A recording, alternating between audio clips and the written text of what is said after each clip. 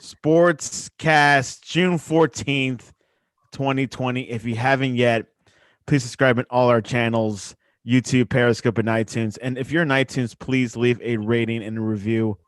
It will help us out tremendously. And of course, visit us on thesportscast.net. Thesportscast.net. There is a article about Tiger Woods thinking about not playing for the rest of the year. This episode is brought to you by Insta Bible app. You can download Insta Bible app on the iOS App Store. Share a verse to the world. Tuesday nights is our Alabama nights, of course. This summer there's not much going on when it comes to college football or sports. So we like to bring in some special guests. But before we do, we got a man from Jackson, Mississippi, Justin Riley. Welcome to the Sportscast. Hey, glad to be here. Hey, there's always something going on Tuesdays because that means we get to visit with former Tide legends and we get to talk about football. So that's a pretty big thing in my book. Before we do, Justin, college football season schedules are definitely being talked about. Big Ten has decided to play in-season schedules. That's only like the biggest news right now. Harvard Ivy League has been canceled. But the big one, the SEC will decide in a few weeks from now what they're going to do. Justin Riley has the inside. What have you heard about the SEC? The inside, well, to be honest with you, this is a conference everyone is waiting to hear the word from. But the thing is, we don't really know what's going on with Greg Sankey and what his thoughts are. At one point, he was very optimistic and very confident the season would go on. Now, the other conferences have decided they are going to play, but it's modified, being that conference only. And we all tend to think the SEC will follow suit, but a lot of things are just up in the air. I've talked to an SEC official, one of my friends at work. He too is up in the air, so he doesn't really know what's going on. But he is very optimistic there will be a season, but it will be a conference-only season. So it's kind of following suit with the rest of the conferences. And I forgot to mention ACC is also doing in-conference only schedule plus Notre Dame. So definitely they got some sauce going there. Now, like the importance of the SEC is that the Sun Belt states have been hit a little bit hard these past few weeks. The mortality rate is low. So, I mean, Justin, do you think there's a possibility that the SEC will cancel altogether? Or do you think there will be a season no matter what? Well, there's always that possibility. You can't rule that out. But to be honest, I really feel like unless something catastrophic happens, we are going to have an SEC football season. I do agree with that. I think starting off with no fans, I think a lot of these other sports have been starting off with no fans at all. I think it's just the best way to do. Hopefully towards the end of the season, we might have at least 25%. But like I said, only God knows. This pandemic only happens ever so often. So hopefully in the next few days we'll find out. Anyways, Justin Riley, let's go to the main part of the show. Can you do the honors?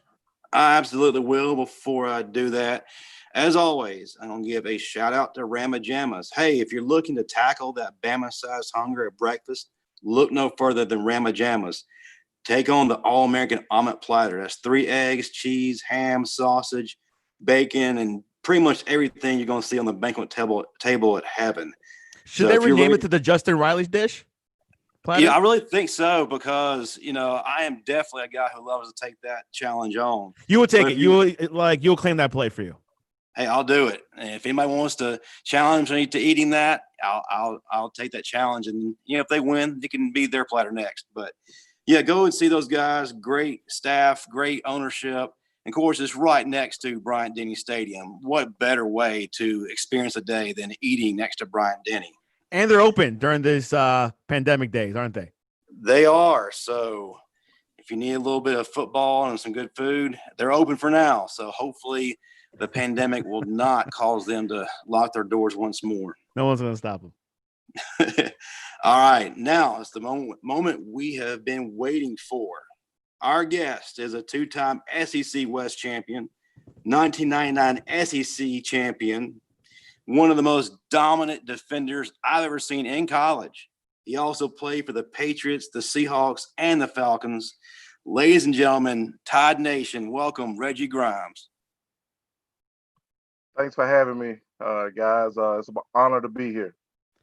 Reggie Grimes, all the way in Tennessee. Tell us what have you been up to these days during the pandemic?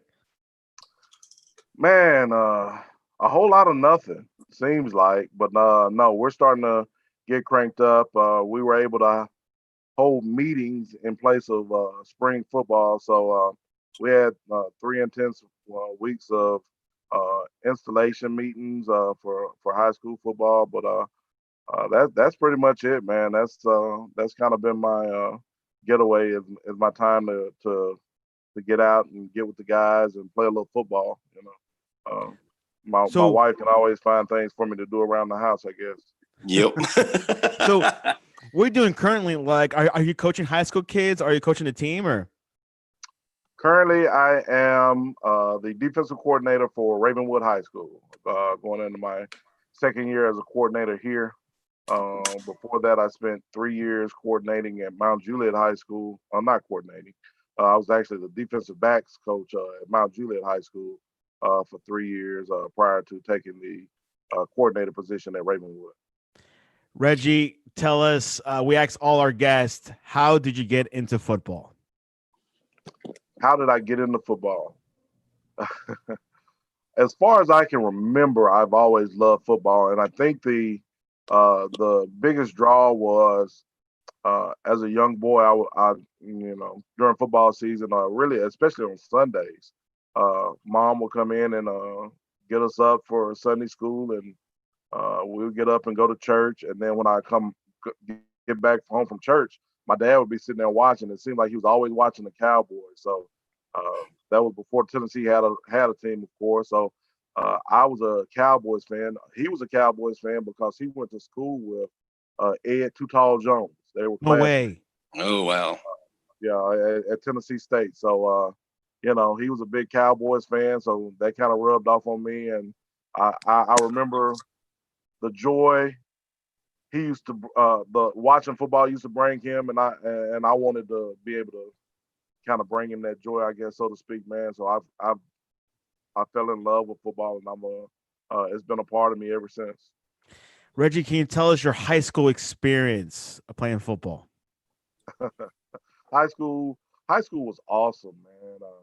I went to a school that uh, was a new school. As a matter of fact, I was a member of the 10th graduating class from that school, so we were very new.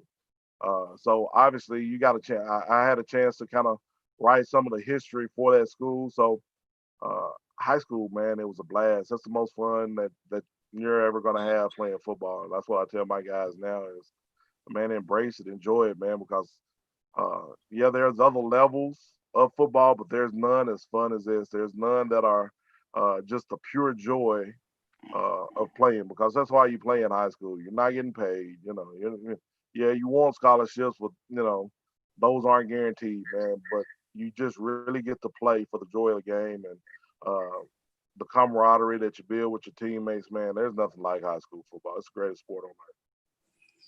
Yeah, absolutely. I agree with that. And of course, you played at Hunters Lane High School, and you play on both sides of the ball. And she achieved a lot of accolades. You rushed for almost 1,400 yards, and you had 27 touchdowns your senior year. But can you tell us a little bit about your recruiting process and what were your top 3 schools that you were considering? Okay, let's go. Recruiting process. Uh, This is our favorite part of the show, by the way. Well, up until my senior year, I was recruited primarily as a defender. I played quarterback my sophomore and junior years. As a matter of fact, the start of my senior year, and I had a strong arm, but I never really saw myself as a quarterback, so to speak.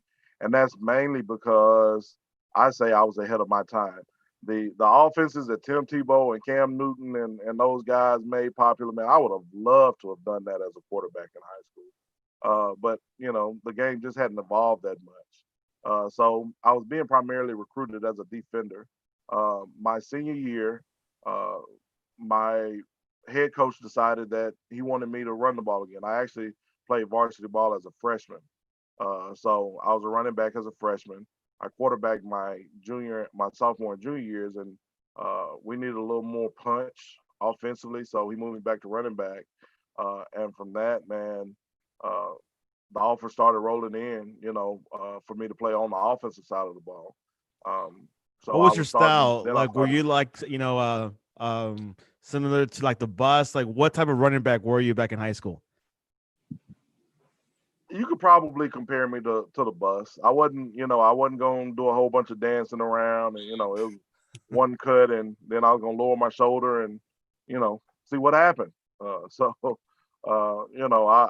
was a hard runner. I was a physical runner. I didn't shy away from contact. I kind of searched it out. So yeah, Coach Stallings recruited me as a running back. So the only running backs that signed in my class, in that 95 class, because we were a probation class, were me and Sean Alexander. And I often kid with my son, and tell him, man, just imagine how good I could have been if I would have stayed as a running back. So, but yeah, that's kind of it in a nutshell. I ran the ball well enough to be recruited as a running back. Tennessee, uh, you know, they were recruiting me as an H back, and again, I didn't have my crystal ball, so I couldn't see into the future. But one of Coach Cutcliffe's selling points was he wanted me to come and play with a quarterback that was going to be, he thought, the next best thing, by the name of Peyton Manning. He thought that we could I've light heard of up, him. yeah, yeah. But it was one of those things, man, where uh, being in Tennessee, growing up in Tennessee, I think they were in the middle of one of those 9 or 10 year streaks. So I hadn't seen Tennessee have a lot of success versus Alabama. So uh, when it came down to my top three choices, which were Alabama, Tennessee, and Georgia Tech, uh, Alabama won out. Alabama was 1 point away from playing in the national championship my senior year in high school, and I wanted to be part of the crew that got them over the hump and have a chance to play for a national championship. Now, keep in mind that Reggie was the highest ranked recruit from Tennessee back then. So he could have gone anywhere. Now, Georgia Tech, I hear a lot about Georgia Tech. Now they're not as good. Were they good back then? They were close enough to winning a championship that they weren't bare. The cupboard wasn't bare. I think they had won the national championship maybe in '90, so maybe 5 years prior they had just won a national championship. So the cupboard wasn't bare. However, Florida State was kind of dominating the ACC at the time. So it was pretty much a no-brainer that Florida State was going to win the ACC, and everybody else was kind of fighting for scraps. So um, Florida State did recruit me. I was actually Mickey Andrews and the crew. I want to say Bobby Bowden, Mickey Andrews, that crew came by, but they were recruiting me as a defensive player. Interesting. Now, back then, Coach Gene Stallings recruited you. Uh, how was his approach when he tried to recruit you at the time? His approach was he always wanted a big back. So uh, that was his thing. He said, "Hey man, I always wanted a big back." Um, Mississippi State had given him a little bit of trouble in '94, and Mississippi State had three backs. I want to say that were about 240 or 250. That's where I I remember. was about at the time. So he saw the effect that Mississippi State had on him, and that's what he would tell me. He said, "Hey man, I always wanted a big back. You can come in and you can be that back." So that's what he sold me on. I remember those guys, man. Michael Davis and I think it's Fred McCrary. I, it was playing for State at that time. Yeah, those are big guys. But I want to go back to the fact that you played with Gene Stallings. I love to hear about former players who had the opportunity to be coached by him. Can you tell us what your relationship was like with him, and how would you compare him to Nick Saban? I think they have a lot of similarities as far as discipline is concerned, holding players to a higher expectation, and then hold them accountable when they don't meet those expectations. The one thing that I can tell you about Coach Stallings and my relationship was he was a father figure type. We went to church on my visit. We went to church with him. I'm a member of the church, so that he attended. So uh, when I wasn't in church, on Sunday, he would make a point to let me know that he missed me. And if it got to be a couple in a row, he would, hey, maybe we ought to call dad and see how dad feels about you not making it to church. Maybe That's we pretty ought to go warming. call mom, see how mom feels about you not making it to church the last couple of weeks. So, he was close enough. We had a close enough relationship to where he would let me know whether or not I realized that he was looking out for me or not. He would let me know that I missed you today. So you got recruited to Alabama. How was the state of Alabama football at the time?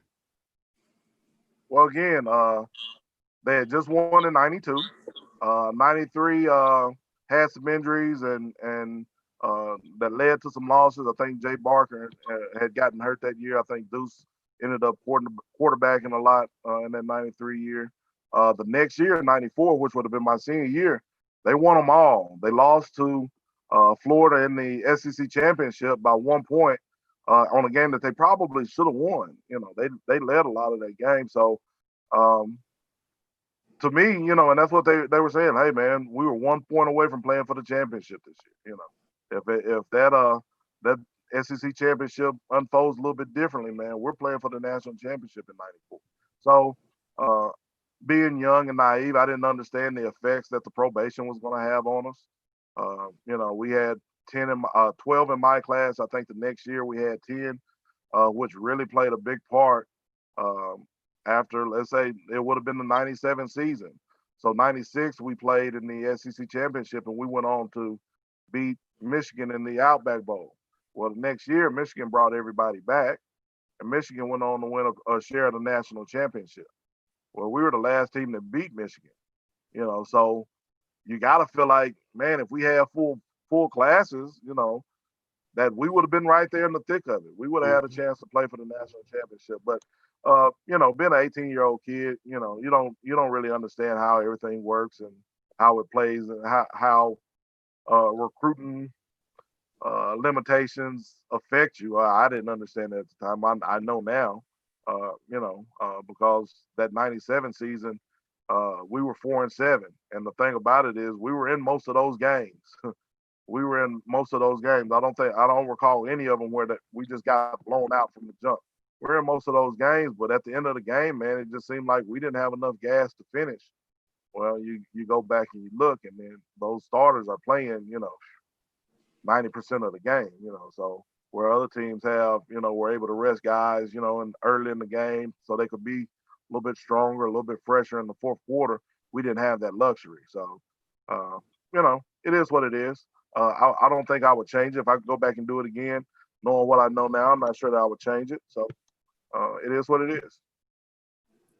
And you mentioned earlier, Sean Alexander, and it turns out that you guys were on a lot of the same recruiting visits, but apparently you didn't know it. But you ended up becoming roommates. Matter of fact, you guys were more like brothers. Can you tell us about your friendship with Sean? Absolutely. That is my brother. I was in his wedding. He was in mine. We were roommates the whole time we were down in Tuscaloosa. When I came home, he came with me. Sometimes I took him a little bit further north to Kentucky to meet with family and friends, so he could get up to northern Kentucky. Sometimes he hung out with me in Nashville. Uh, so my kids call him uncle. His kids call me uncle. So uh, that, but in terms of recruiting, we knew each other. We knew each other because my mom had read a Sports Illustrated article about his GPA and him making grades. So every time we would see him, she, kind of point out that he makes straight A's. I'm like, well, mom, I'm in honors. I'm about to graduate with honors. A few B's, it's all right. But no, me and Sean went to every game. Just about. We were almost at every game. And the thing about it is, the only team that won when we were being recruited was Alabama. So we watched. We went to Notre Dame and watched Notre Dame get beat by Michigan on the last second. We went to Tennessee and watched Florida blow Tennessee out. It was about four of them. And another thing is the only game, the Michigan game, it didn't rain. But every other game that we attended, it was a torrential downpour. So I started, man, is it you? What's going on? Why, I ain't having this kind of, I ain't been having this kind of luck with the weather and the teams losing. But we went to the Ole Miss game at Alabama.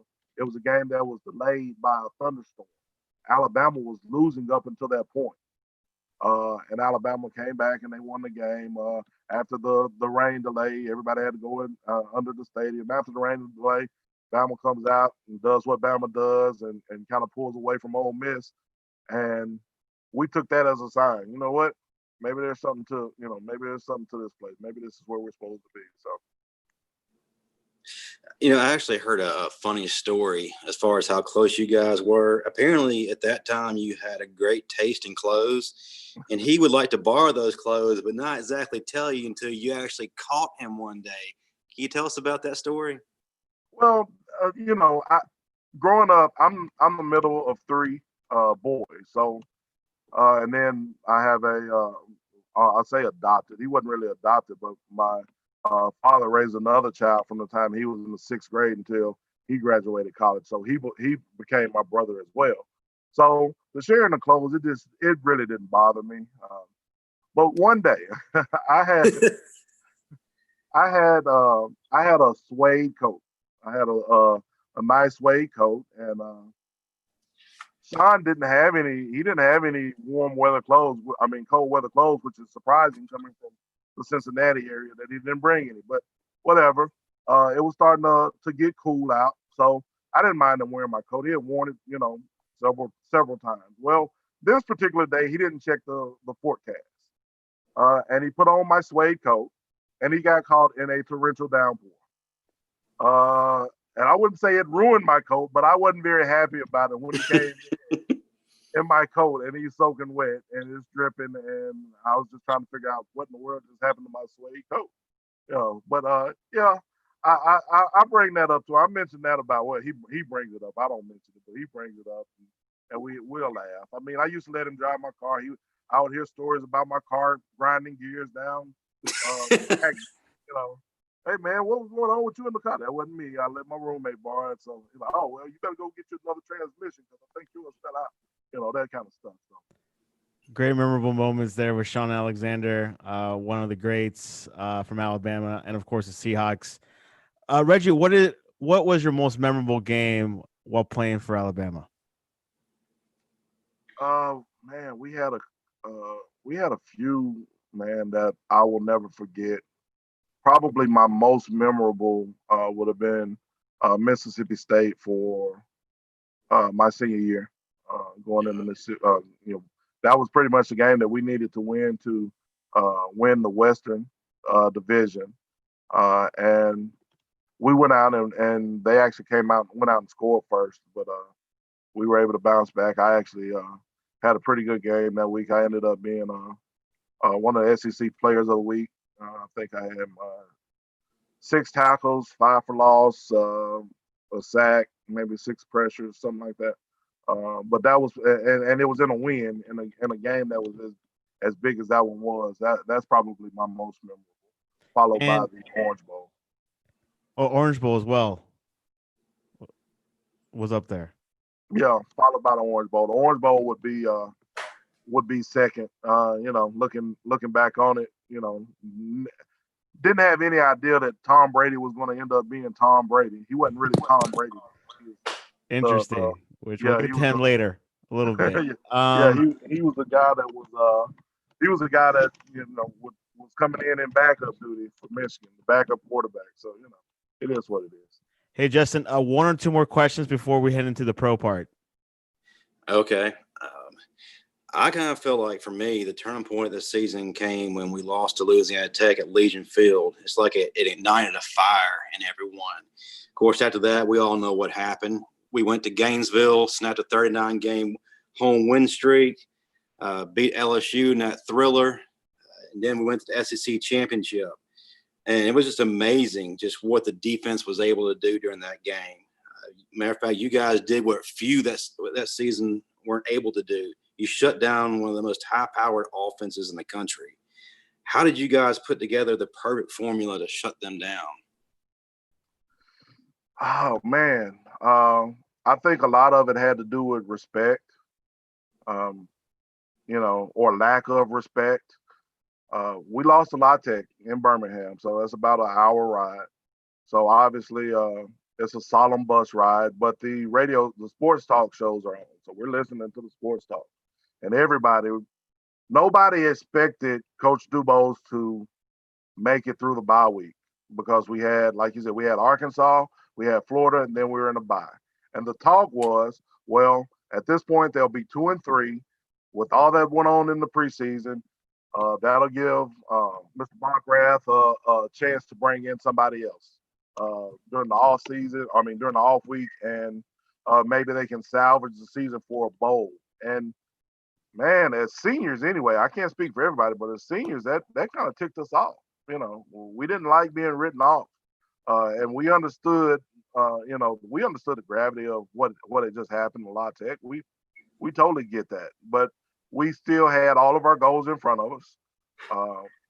But yeah, it just kind of ticked us off that they wrote us off in the way that they did. So, we kind of hunkered down, bunker mentality, and we were able to beat Arkansas, which nobody gave us a chance to beat Arkansas. Everybody thought, based on what had happened the year before in Fayetteville, that Arkansas was going to run rampant over. So rough shot over. Didn't happen. We go out and we beat Arkansas.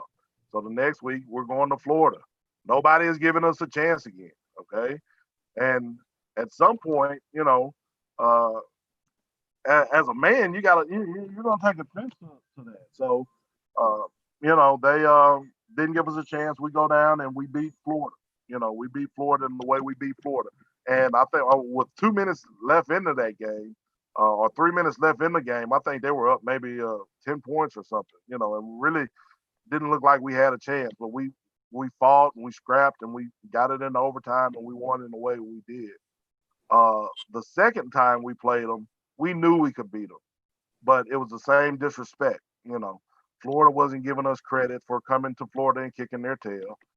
They were talking about how it was a fluke, how it'll be different this time, and really just being very disrespectful to us and what we had accomplished. So again, we looked at the Florida game and the first game. I want to say they had scored 39 points, and most of them came on maybe like a handful of plays. I want to say out of their 39 points, we counted maybe like 7 or 8 plays where we gave up big plays that led to the points. So we felt like going into the game, the championship game, if we can keep the ball in front of us, they can't beat us. Okay, don't give them the chunk plays. Don't give them the easy scores like what happened in the first time we played. Don't give them that, and they can't beat us. They can't drive the ball well enough to beat us.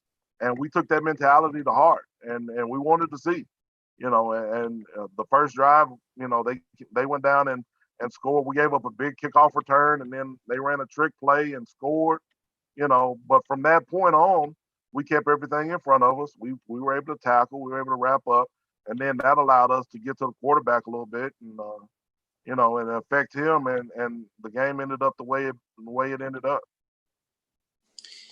Of course, sticking with the SEC championship, I have to bring up this play because it's one of my favorite plays of the season. It was late in the game, and you were involved in a key play that helped seal Alabama's SEC championship victory, and you showcased your former running back skills. Yeah, that's when you picked off current ESPN analyst Jesse Palmer's pass. Can you take us through that play? Yeah. So it was right after Freddie Millens had just kind of, I wouldn't say he busted the game open, but Freddie went out and probably one of the most incredible plays you'll ever see. He starts one way, cuts back, makes a couple of guys miss. 77 yards later, we score, and that gives us a little breathing room. I want to say that made it maybe a 2-score game at that point. I want to say that may have been our second touchdown. We've been kicking a lot of field goals. I want to say, yeah, we've been kicking a lot of field goals. So before we went out for that drive. Okay, so Freddie scores, extra point, kickoff. Now we're going out. And I tell the defense, all right, guys, let's go end it. I had no idea it was going to unfold the way it did. But me and Cornelius, we ran a stunt. They came out in a formation that we knew that we could run a stunt and have success on. So I'm penetrating inside as Jesse Palmer goes to throw this swing pass, and Jared Johnson gets his hand on it, and everything was in slow motion from that point. It seemed like that ball took forever to get to me. Then I got my hand on it, and then it seemed like it took forever for me to get turned around and running in the right direction. But at that point, man, everything was in slow mo. I couldn't hear anything. I didn't hear anything. Everything was silent. The white noise, so to speak, just to, and yeah, man. And once I got my hands on it, I knew that they weren't going to tackle me. Once I got turned in the right direction, I was like, oh man, this is a score, and I was able to make it. I was able to make it 38 yards to the end zone and kind of put a nail in the coffin, man. And the rest is the rest. It feels like this is like a sports cast exclusive, right, Justin? Not to me, man. I saw all that. I was watching that, man. I tried to go to the game, but the tickets were sold out. Of course, being a student, you were limited in how many tickets you could get. But man, I was watching at the edge of my seat, man. That was just one of the best moments as a fan of Alabama that I've ever experienced. Hey, by the way, do you still have that SEC championship sign you took down after the game? No. Where is it? I did not make it out the stadium with it. So they got us back on media row, and we're doing an interview, and I set it right behind me because it was going home. It was going on the wall. I could get there. And I saw somebody out the corner of my eye go behind me, but I didn't think nothing about it until the interview was over, and I looked, and it was gone. So I did not get to make it away with that SEC chant. If anyone's listening, please contact us. If they have it. It was going home with me. That was the plan from the time I grabbed it. Like, oh yeah, this is going back to Nashville. Reggie, let's transition towards the NFL. Tell us like the process of the scouts and to the draft. Man, it was nerve-wracking. You hear so much, man, during that time about where you might fall and where you might go and who's interested and who ain't, and none of that means a whole. I don't know why. Mel Kiper and Todd McShay and all of those. I don't know why those guys have a job because when it goes down to draft, they don't know. It's a situation to where if my need is available at my pick, then that's what I get. So if a player falls to me that I didn't expect, then that's so they don't know where you're gonna go. So it was a lot of that, man, and I probably didn't handle it as well as I could have handled it. I will, if my son is ever fortunate enough to be in that position, I'll advise him better than I was advised. I didn't really have advice or an advisory team, so to speak. But you go through, all your workouts, you're flying around, you're meeting with these teams. Draft day comes, and I go undrafted, and that was the biggest blow, the most crushing blow that I had dealt with up until that point. And you don't really know why things unfold the way they do. They just do. So I was undrafted, so I was kind of in the dumps for about 10 minutes. I was in the dumps. And then being in the dumps turned to me being pissed off. I see the guys. I'm looking at guys that went in front of me, and I'm like, man, are you serious? So from that point, I had a chip on my shoulder. So when I got to New England, I ended up signing with New England. It came down to New England and the Titans. And I thought it was going to be the Titans, quite honestly. For Sean. Yeah, well. Oh no, sorry, Sean was in Seattle. Sorry. Yeah, Sean was in Seattle. I thought it was going to be the Titans. Then Eric Mangini got on the phone. He called me and was like, "So you really gonna sign with the Titans?" I'm like, yeah. It's a home team. They're in the same spot as you guys are as far as that's concerned. As if they had just played in the Super Bowl. So And Mangini looked, he said, well, let's go over each roster. I want you to go over the Titans roster, and I want you to go over my roster. So we talked about the Titans roster, and they had just drafted Javon Kearse the year before. They drafted, I think, Robert Smith in my draft. So they, a lot of money tied up in guys. He said, we didn't draft anybody. We didn't draft anybody at your position. Our guys are leaving. You come in and compete, you can win a spot. You can be on this team. And that's what that persuaded me to sign with the Patriots. So I signed with the Patriots and didn't really know what to expect. Go through my first camp. Here's Bill Belichick. The everything is being now he was Bill Belichick, but he wasn't the Bill Belichick at the time. I was going to ask you about that. Like, what Bill Belichick were you seeing at the time? Was it like a young, energetic coach? I mean, what was the whole atmosphere like? Did he smile? The guy that you see on the media is the guy that you is who he was. One thing I'll say is Bill is hella funny, man. He is hilarious, but he doesn't let that side on to the media. But with his team, man, he's funny, man. So,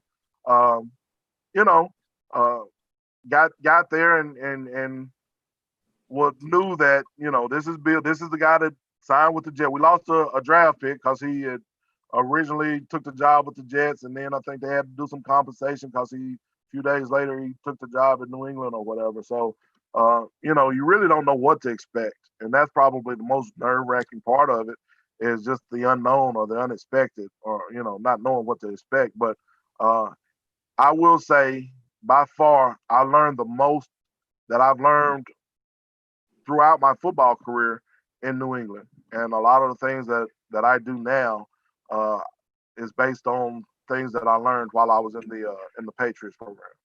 Which at that same year, Tom Brady came in. How was that? Like when you first saw him, like what was how was he like? Tom was cool. Of course, the first thing we discussed was the Orange Bowl, and I let him know that, if you ever see some of these DBs, you need to take them to dinner because if it wasn't for them, I'm not sure you would be here. But no, we talked about the Orange Bowl, and he would talk about where we won, and and I talk about how they shouldn't have, and I talk about the block field goal and the goal line stand, and all the things that Bama was doing to keep us in the game. But it's just one of those things. But he was very personable. He was eager to learn. I will say the next year, it was clear that he was the best quarterback on the team. It was just one of those situations that they had just paid Drew Bledsoe $100 million, which was the richest pro contract or richest football contract in history at the time. So, but Tom Brady had the better camp. I'm going to go back to being undrafted, and I have to get on my soapbox because as a fan, especially of yours, man, I was really upset and I was pissed off because, to be honest with you, I thought you were a lot better than that. And there was so much good chatter about you coming into the draft, but you did end up going to the Patriots. So, and you got the opportunity. Who really spent the time, I guess, helping you make that transition to the NFL? I give Willie McGinnis and Hank Thomas, a lot of credit. They kind of took me under their wing, so to speak, and kind of showed me the ropes and what it was like, or what the expectation was. I used to kid Hank because he was on the first Tecmo Bowl. He was on the first Tecmo Bowl, so to have a locker next to him, I used to kind of rib him a little bit, but he did a lot to help me understand what it takes to play at that level, as well as Willie McGinnis. Willie did that with a lot of guys coming in at our position anyway. I know he was that way with me. He was that way with Richard Seymour the next year. So those are the guys that I give credit to for helping me, usher in my my short NFL career. Now, which you just said, had a short time with the Patriots. Can you tell us like those last couple of months and also your transition to NFL Europe, playing for Berlin Thunder? Okay. Well, my going into my second year, um, we drafted Richard Seymour with the sixth pick. So the writing was still, the writing was kind of on the wall there that you had to, I needed to produce if I wanted to be around. And it ended up being a number situation. They had signed a couple of other guys in free agency. Anthony Pleasant, Bobby Hamilton was already there. Riddick Parker, some guys that were veterans they had signed. So it ended up being a number situation. Um, Knowing now, had I known then what I know now, I would have fought tooth and nail to stay in the program, in the organization. I think at the time we were what I think we were 1-2 or something. We had a losing record. It started my second year started the same as my first year in that regard, where we kind of had a losing record, and um, the opportunity. I was waived. I was waived for. I think we had some special teams needs, and had I cleared waivers, the plan was to sign me back. Didn't clear waivers. I ended up in Seattle, so that's where my Seattle transition came in. But like I said, the opportunity was there. Um, but when you're on waivers, at that point, you don't tell a team no in hopes of signing back with your original team. So uh, another team wanted to sign me. They signed me, and you know, the Patriots went on to have the success that they had. Did I know that they would have that kind of run? No, I didn't. But I will say, my rookie year, we were 5-11. Nine of those 11 losses were by a touchdown or less. So it wasn't like we weren't competing. It wasn't like we weren't good. Well, if you look at the next year, they finished the season 11-5. Okay, basically they turned around those games that we were losing by a touchdown. We figured out, or the Patriots figured out how to pull them out. And then Brady continues to evolve and become arguably the greatest football player of all time, and they win 6 Super Bowls, and the Patriots are the Patriots. But that wasn't. It was a little bit different going in. That wasn't necessarily the case. I like the transition now from the player Reggie Grimes to Coach Grimes. Of course, you hung up your cleats and your shoulder pads, and God opened the door to a new path. Why do you feel like he called you to become a coach? You know what? I had no intentions of coaching. I used to say I'll never get into coaching. Once I walk away with it, I'm done. Okay. Well, I had kids. Specifically, I had a son, and he would get to hear about stories about his dad playing football, and he would get to see pictures and memorabilia and whatnot. And I guess the love was ignited in him. Well, I had no intentions again of coaching, so I sent him out to play football, and he's having a rough go of it. He had never played football before, so he's kind of getting pushed around.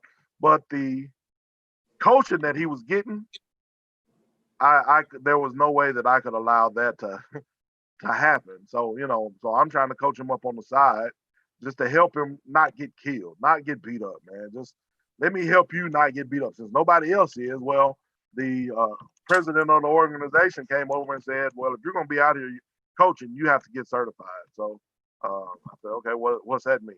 Oh, you got to pay money. So I paid money and signed the card, and I was a certified coach, and I coached him. And from that point on, I felt like I've now see it as as much as I have to give back, it would be selfish of me not to give back and not to share the knowledge that I've accumulated over my time playing football. But it started with it would be selfish of me not to teach my son and show my son the ropes and help him along his path, have an easier path than I had. So that's kind of where it evolved to. By the time he got to high school, I was already coaching in high school, so it was just kind of a natural fit.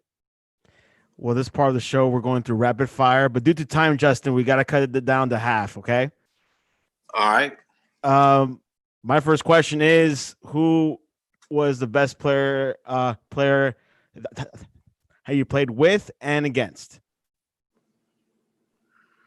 The best player that I played with is that's a tough one, man. I guess it depends on when you ask. Tom Brady obviously is, you know, the GOAT, as they Actually, say. let's do it in Alabama specifically. Okay. Specifically, Sean Alexander is probably the best. I would say Sean is the best that I played with. I would say Chris Samuels is the best that I played against.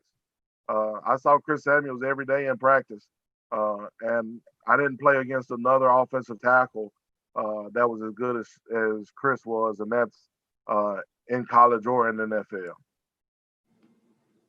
Got that right. Nobody could outplay Big Sam. That dude was a mountain of a man. Yeah, that's my guy. I talked to him a couple of nights ago, as a matter of fact. I got a question from one of your former teammates, Marvin Constant. Okay. He wanted to know how your son's doing and how hands-on were you in preparing him to be great. He's doing well. He's been out in Norman since June 28th. He's getting acclimated to the speed of the college game, but he seems to be doing well. He's excited about it and looking forward to it. As far as how hands-on I was with him, again, I tried to teach him as best I could from the time he started playing football at 7. If I had to point to one specific thing that helped him get to where he is now, I would say it was him running summer track. It was, I don't know when the switch flipped, but it went from one year or one summer he's just out there, you know, to eat up the snacks, because I don't know if you've ever been to a summer track meet, but you're going to be there all day, so everybody brings food, and that was kind of he was known for being in everybody's tent or under everybody's tent till the next year. It just clicked, man, and now he's flying around the track. I'm like, man, who is this kid? What's gotten into him? I don't know. To this day, I don't know what clicked from one year to the next, man. But his coordination was there. He wasn't tripping over his feet any longer. He was running. He was running fast, and that's what I would have to say. So, in that regard, kudos to his mom for putting him in summer track and making him stick with it, because I was ready to give up after one all day summer event. It's 95 degrees out there, and then you watch your son go out there and kind of jog around the track. We've been out here for 12 hours and you jogged around the track. I'm ready to give it up. But she was like, no, he needs it, and she made him stick with it. That was, like I said, if I had to point to a one specific event, it would probably be him running track. Reggie, should the NFL bring back NFL Europe or a second division type league? You know what? I think they should, because now, and you asked about it earlier, and I totally forgot about it until now. My time in Europe would have been more enjoyable if we had won. That was the whole point for me going over there. But it did serve a purpose. In my regard, I was coming back off of an injury. When I went to Chicago, I tore a hamstring. So kind of to prove to everybody that I was healed and I could play, I went to the NFL Europe. And I'm sure there are guys in that boat, today that, had something happen. They were on the cusp of making a team. Injuries happen, and now everybody has a question mark about whether or not they can play. So in that regard, yeah, I think there could be room for some type of farm league or developmental league for the NFL. Was there any interest for like the CFL, like the Canadian Football League back then? There was, but I also was fielding interest from like arena leagues and things of that nature. So, I don't, I obviously the NFL was the goal, and NFL Europe was probably the best that I thought the best opportunity of making it back to the NFL was NFL Europe. So yeah, Canada was available, Arena was available, but to me, NFL Europe was the way to go. Justin, one more before we head into random questions. Okay. See, what does Reggie Grimes look like in a Nick Saban coach defense? Good question. What does Reggie Grimes look like? I don't know, man. I would have loved the opportunity to play for Coach Saban. I would say that. Coach Saban and Coach Belichick are almost mirror images of each other, man. Just listening to him talk and recruit my son versus being in the Patriots organization, man, there are some eerie coincidences or similarities, so to speak. So hopefully, I would be one of those. I could be one of those first round guys he's putting out every year. I don't know. Reggie, wings or ribs? From where? Oh, wow. There you go. Let's go Tuscaloosa. If I'm in Tuscaloosa. Oh, man, that's tough, man. Probably going to be wings and ribs from Archibald's. Oh. You heard that, Justin? Get them on the line. There, I completely understand that. I can't argue there. Yeah, that's tough, man. I don't know. It's tough, bro. Especially it's a good question, isn't it? Anyways. It's tough because, down the road, we got the famous Dreamland. So the original location, not the other ones. And man, it's like they say, it ain't nothing like them nowhere. Yeah, if you would have said Dreamlands, what am I getting from Dreamlands? The answer is ribs. There's not even a question about it. Dreamland. Poll question of the day from the Sportscast Twitter. What goes well with mac and cheese? Breadcrumbs, hamburger, bacon, or lobster? Wow. What goes well with mac and cheese? I'm not sure I've had mac and cheese with any of those. So if I'm having mac and cheese, then what else is on my plate is probably a piece of fried chicken, a piece of fried catfish, maybe some greens and some sweet potatoes. That sounds good. We had a catfish question a couple of weeks ago. Justin Riley? Well, we must have grown up in the same house, Reggie, because that's exactly the way the macaroni would come on my plate. Because, you see, I'm from the Mississippi Delta, and I come from a long line of old country women who knew how to throw down, collard greens, fried chicken, you name it, sweet potato. Okra, fried okra, everything. So I know how it's all supposed to taste, what's supposed to go with. Everything's from scratch. It's not from a box. So, yeah. I'm with you on that. So neither of his choices. Neither. Lobster is winning at 38%. Breadcrumbs and bacon are tied at 22%, and hamburger meat 16%. Like hamburger meat, would that be like hamburger helper? I guess. Yes, hamburger helper. Yeah. Nah, don't ruin no mac and cheese with no damn. It's blasphemy, actually. So great. Well, you could definitely go on the Twitter handle, the Sportscast One, and vote. And if you guys disagree with all the choices, you could always comment, and we could definitely do a revote tomorrow. Mac and cheese goes by itself. Yeah. Justin Riley, any closing words for Reggie, and then Reggie will have some closing words as well. Yeah, I got a lot of closing words. First of all, Reggie, I just want to thank you for coming on.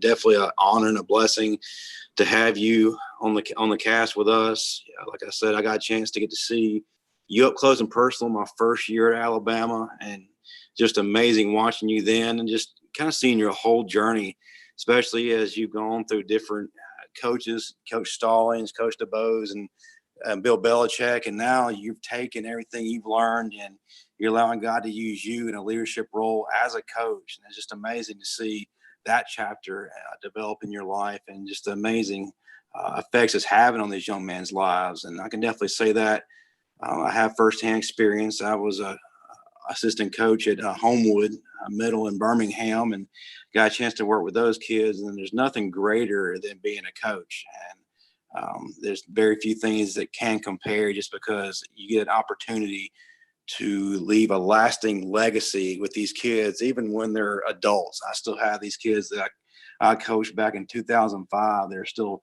talking to me, still, messaging me. It's just amazing. But man, like I said, you've provided a great message throughout your entire career on every level. And I just want to thank you for what you do. And just very grateful to have you here. Well, thank you. I'm grateful to be here, man. It's awesome to be remembered for something you did 25 years ago, man. So I appreciate you guys for kind of sort of keeping me relevant in that regard. No, Reggie, you're definitely a Alabama legend on the Sportscast. What is the best way to reach you online, Reggie?